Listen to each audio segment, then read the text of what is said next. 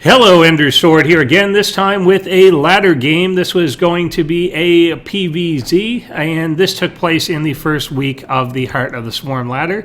It will be featuring exioN's TSO as our Protoss player here on the left-hand side of the map, and his opponent is going to be PSC's Matt, the Zerg player, over here on the right-hand side.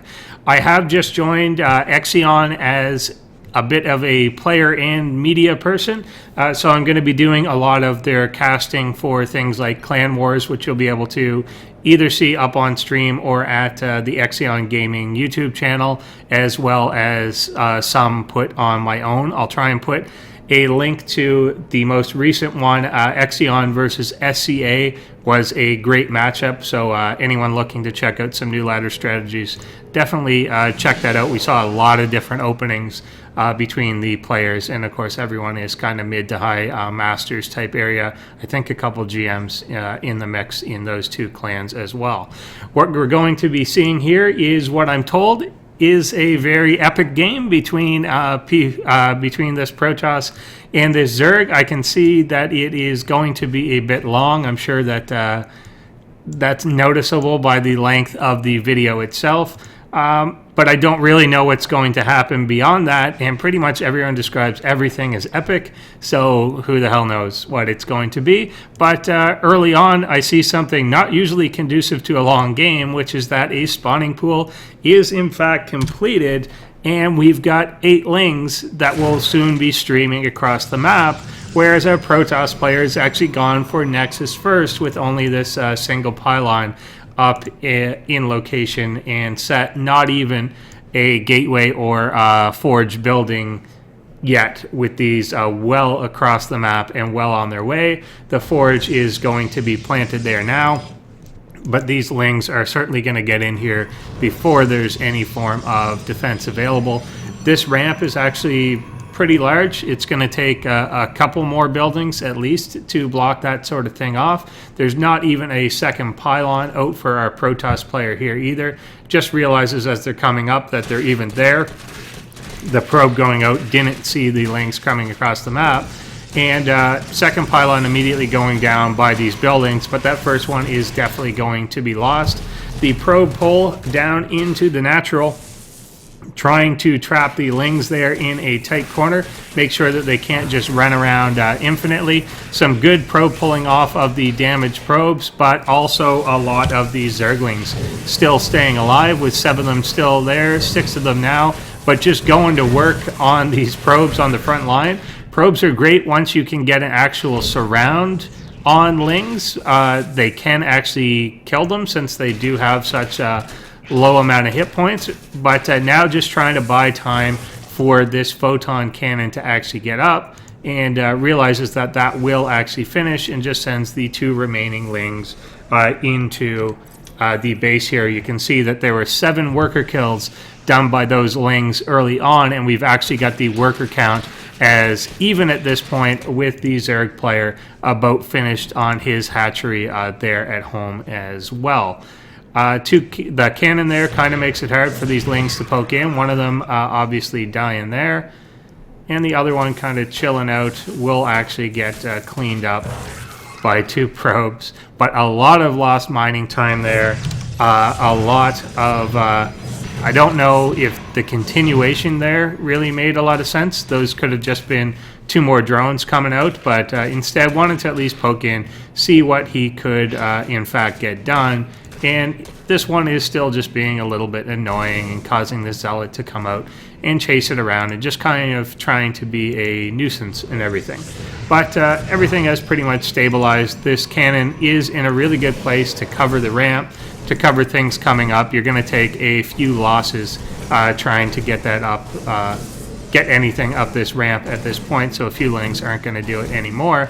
And we can see the probe count actually slightly in favor of the Protoss player at this point, because our Zerg hasn't been straight up droning behind this, instead opting to get a couple more lings out at least, but is now going for the 3rd base as well, not mining any more gas out of here.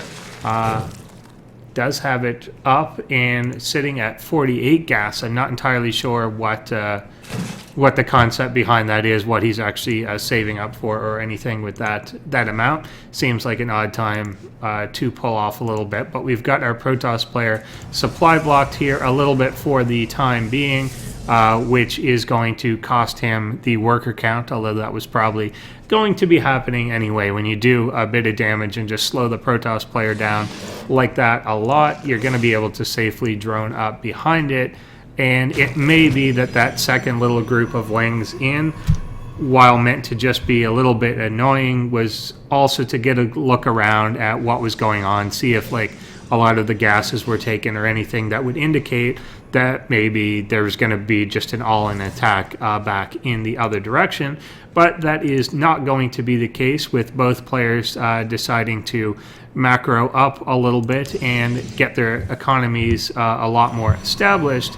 And we're kind of going to see going into a bit of a more normal game after that opening, which I guess left, I think would leave the Zerg player a bit more ahead than the Protoss. We're obviously going to have this third going up relatively uncontested. Some Zealots out on the map trying to take a poke around, but as they're spotted by these Lings, going to pull off back here. I don't know exactly why he wants to chase them all the way back, and yeah, he does decide to turn around and not do that. But any sort of surprise attack that they were going to make on the third base or anything like that is effectively shut down. So we'll instead just grab one of the watchtowers and try and keep an eye out for what is going on. One thing that does get delayed in this type of opening is really the initial creep spread for Zerg players, and that's often overlooked. While you can do a lot of damage and slow down the Protoss player, it's often at the expense of getting the extra queens out, and means that your creep coverage is just less.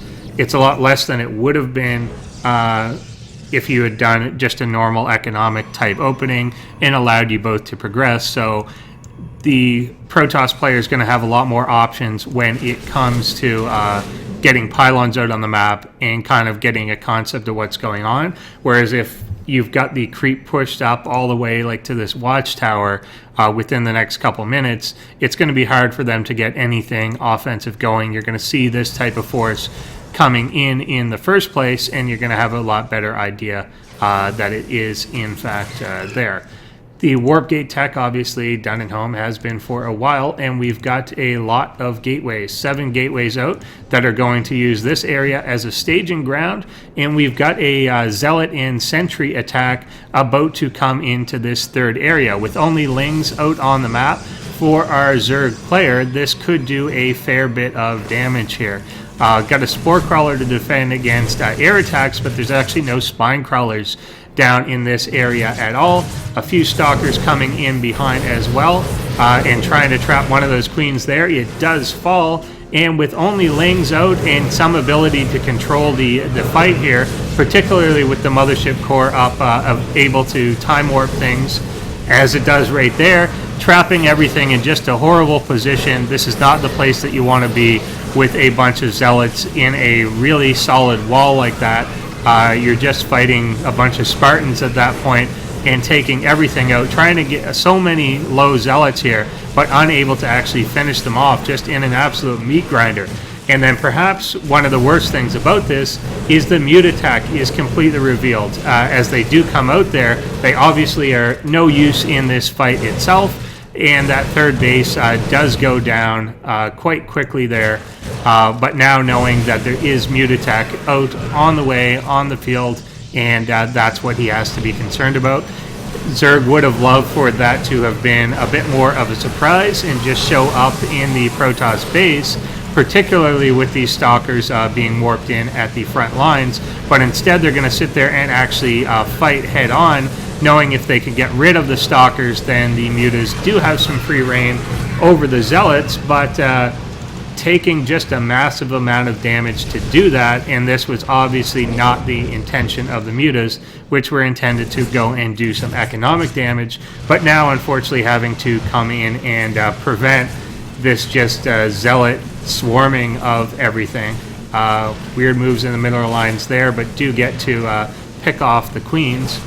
which is just lovely.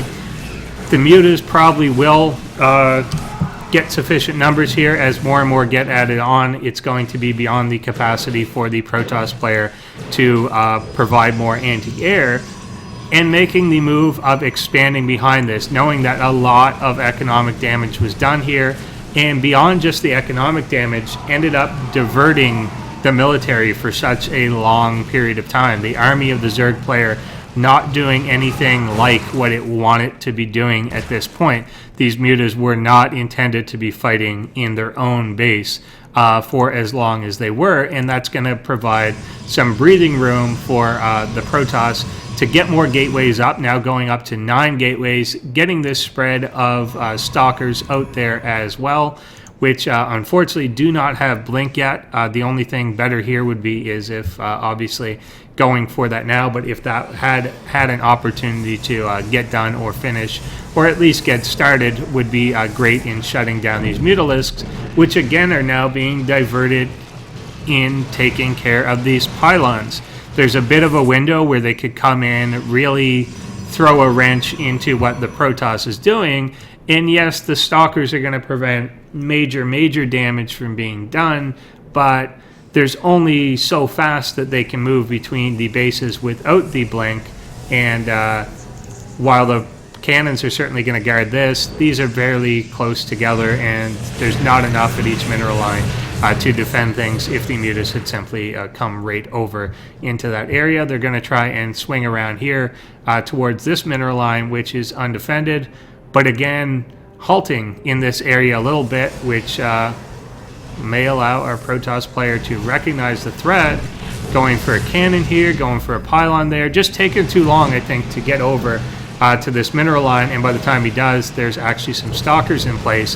Had that been immediate from here to here, could have done a lot of damage, potentially taken out a lot in that mineral line, or at least forced the pulling of all those probes, but now that he's actually ready, that's not going to be the case. Chrono boosting out Blink, and the Zerg only now re-establishing the third base, which seems definitely a bit late. That area has been clean for a little while here, so to only be getting that up now is going to hurt him economically as he grabs the gases there as well. The muta count is starting to get quite high on the map here. We've got 17 out, which could potentially go toe-to-toe against these stalkers. We do have +1 attack as well as +1 attack and armor for the stalkers. Would be certainly cost inefficient to do so, but in a pinch with a few lings under it, could potentially go against that type of army, but not once we get these Phoenix out onto the map as well, which of course are coming out to help deal with any sort of muta harassment. This mineral line still a fair bit unguarded, but of course at this point are now going to be covered by stalkers, which are about to have Blink finishing up. So this whole muta transition, just while it may have bailed them out, roaches probably would have been better at stopping the initial attack there anyway, and a lot more cost efficient. Certainly, we've just got these out without getting any of the large amounts of damage done that were necessary, and finally coming into the natural, again, as we've got tons of cannons in place, that's going to be enough of a speed bump for the Phoenix to come in and chase the mutas out of here, just not getting the economic damage done that was actually intended, and they're going to kite them around. That +1 range that is now innate to Phoenixes is going to make a bit of a difference here. You can now start with 5 and then go up to 7 with the upgrade, which he is going for the carrier upgrade there as opposed to the Phoenix upgrade, which makes sense later on in the game. With sufficient numbers, these Phoenixes are pretty much going to be able to stop the mutas from coming directly into the mineral line without taking some heavy losses there. The extra range just gives you that more maneuverability, ability to micro a little easier and maybe multitask without being right on that edge of being caught at all times. Corruptors are now coming out for our Zerg player as well. That's going to be a lot more durable against the Phoenixes, but obviously can't do anything to the Stalkers below. Could lead to a later transformation into Broodlords, but with 2 Stargates out and the Fleet Beacon out and running off 3 bases at this point, I don't know that a Broodlord switch is going to be viable really at any point in this game. You're going to need to keep enough anti-air to hold down the Protoss Air Force. And if you start turning some of those Corruptors into Broodlords later on, then you kind of lose control of what can actually stop that. So it's a bit of a harder transition to do in the new metagame of Heart of the Swarm. You've kind of got to walk that line between, if I turn too many of the Corruptors into Broodlords, then I'm not defending myself, but I also can't have supply just completely tied up in Broodlord Corruptor because I need something on the ground below that. A lot of people are now using Lings only below that to kind of try and overwhelm things with somewhat mixed results. So I'm not sure how that's going to work out in the long run as people kind of develop what the game is doing. Got the Templar Archives now going down as well for the Protoss player as the main is being mined out there. The Zerg main obviously going to take a little while longer to get mined out due to the slow economic start and the fact that he spent a little more time transferring drones to other locations. The Natural as well is almost mined out, since in reality it was functioning as the main for a good portion of that game with all the workers transferred down to that area. Protoss obviously with a 4th established up here, and again adding on tons of gateways out onto the map. We can see, I want to say that that says 5, but that doesn't seem right at all. There's obviously more than 5 out there. I don't know whether that's right or whatever. Maybe it rolls over after a certain number, because there's certainly a large number of them out there. I'm going to say it's more like 15 that are there, and I seem to be missing a 1 or something. There we go, 14 that are out on the map. It was that they weren't converted into gateways, obviously. Banelings now being morphed in under this army. I guess the idea being to try and clear out the Stalkers beneath so that nothing can kind of get under, and then knowing that those are out of the way, Corruptors would be able to take out things like the Phoenixes. But we've got a counterattack with the Zealots going towards the 4th base, and the Zerg player is completely unaware of this as their entire army sweeps into this area. As he uses these Banelings, he's going to lose pretty much any ability that he has to go back and defend that. Awesome storms on that, taking out a lot of Lings or Banes before they hit.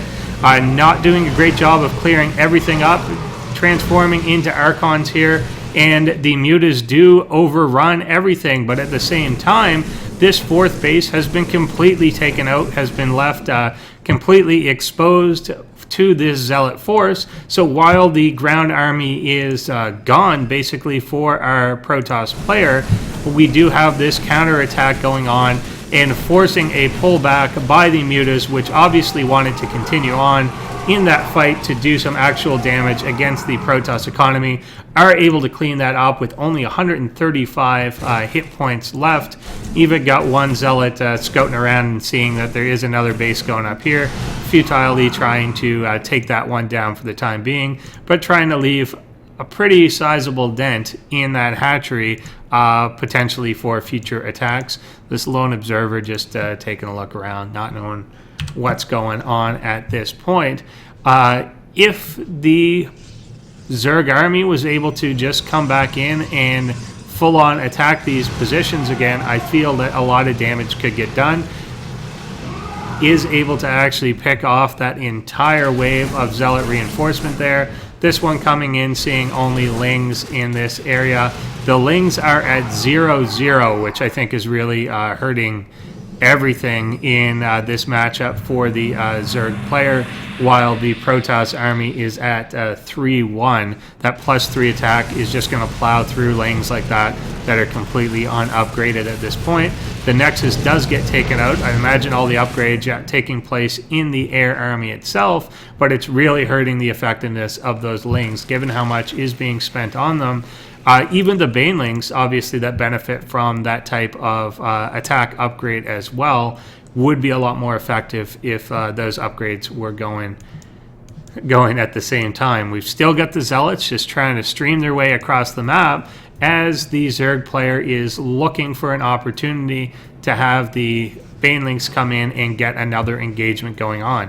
He's really just looking to take control to a point that he's broken the Protoss player, and the mutas are able to come through on counter. But amazing storms here again, right on that huge choke point, killing a lot of things before they are able to actually reach the Protoss army.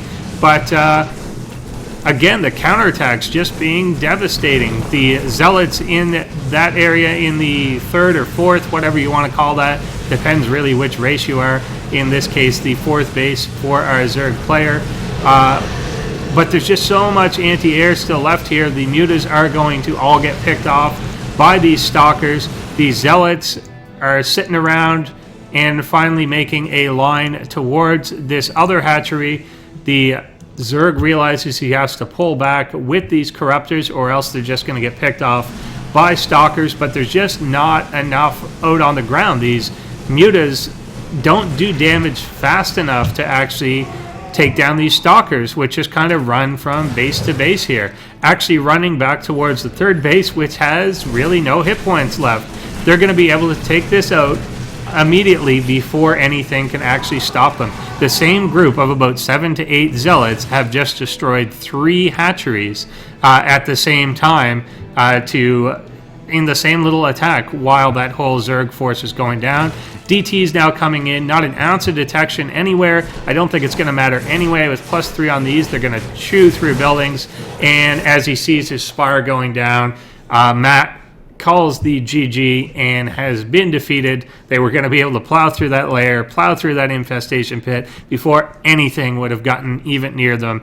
And just an amazing turnaround there. I felt that the Zerg had the sufficient air force a lot of that time to go in and do a lot more damage, but TSO was just able to zone them out and make them think things were a little more covered than they were, rush towards Blink Tech at a certain point, get enough Phoenixes out, and manage to beat down that air force and just counterattacking like crazy, keeping that what was essentially at one point like a 6-base economy on Zerg, whittling it back down just with these well-timed Zealot attacks with full upgrades, able to take that. That really was quite the epic match. It was hard to see how Protoss was going to come back at certain times during that, but does manage to pull it out.